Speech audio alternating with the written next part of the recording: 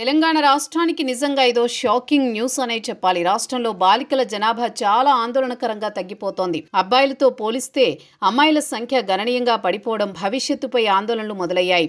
2022 లెక్కల ప్రకారం పుట్టిన ప్రతి 1000 మంది అబ్బాయిలకు కేవలం 907 మంది అమ్మాయిలు మాత్రమే ఉన్నారు.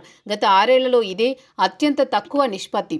ఈ విషయంలో తెలంగాణ దేశంలో కింద నుంచి 3వ స్థానంలో ఉంది. బీహార్ 891, మహారాష్ట్ర 906లు మాత్రమే తెలంగాణ కంటే దారుణంగా ఉన్నాయి.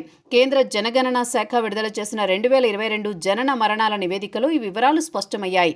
ఈ పరిస్థితి ఇలాగే కొనసాగితే సమాజంపై చాలా తీవ్రమైన ప్రభావాలు పడతాయి. 2022లో దేశమంతా చూస్తే ప్రతి 1000 మంది అబ్బాయిలకు సుమారు 910 మంది అమ్మాయిలు పుట్టారు. కానీ తెలంగాణలో ఈ సగటు 907 కంటే తక్కువ ఉండడం తీవ్ర ఆందోళన కలిగిస్తోంది.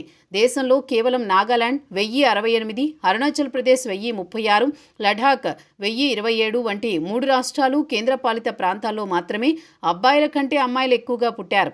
మిగతా చోట్ల పరిస్థితి బాగోలేదని, ముఖ్యంగా తెలంగాణలో మరీ దారుణంగా ఉందని అర్థం చేసుకోవాలి. 2022లో దేశవ్యాప్తంగా మరణాలు తగ్గినప్పటికీ తెలంగాణలో మాత్రం పెరిగాయి. నమోదైన మరణాల్లో 59.8% పట్టణ ప్రాంతాల్లో, 40.2% గ్రామీణ ప్రాంతాల్లో జరిగాయి. మరణించిన వారిలో మగవారు 1.44 లక్షలు, ఆడవారు 1,00,000 కంటే ఎక్కువ. జననాల విషయంలో వస్తే దేశవ్యాప్తంగా పెరిగినప్పటికీ తెలంగాణలో నమోదైన మొత్తం జననాల్లో 71.9% పట్టణ ప్రాంతాల్లో ఉండగా కేవలం 28.1% మాత్రమే గ్రామీణ ప్రాంతాల్లో నమోదయ్యాయి. తెలంగాణలో 3.68 లక్షల మంది అబ్బాయిలు, 3.34 లక్షల మంది అమ్మాయిలు జన్మించారు. ఈ గణాంకాలు కేవలం సంఖ్యలు మాత్రమే కాదు, ఇవి ఒక రాష్ట్ర భవిష్యత్తుకు ప్రమాద ఘంటికలు అని చెప్పవచ్చు. ఆడపిల్లల జననాల సంఖ్య తగ్గకుండా చూడడానికి ప్రభుత్వం, ప్రజలు అందరూ కలిసికట్టుగా తీవ్రంగా కృషి చేయాలి. ఆడపిల్ల పుడితే భారం కాదు, అదొక అదృష్టం అనే భావనను ప్రజల్లో కలిగించాలి. గర్భంలోనే లింగ నిర్ధారణ చేసి ఆడపిల్లలను లేకుండా చేసే ఘటనలను కఠినంగా అరికట్టాలి.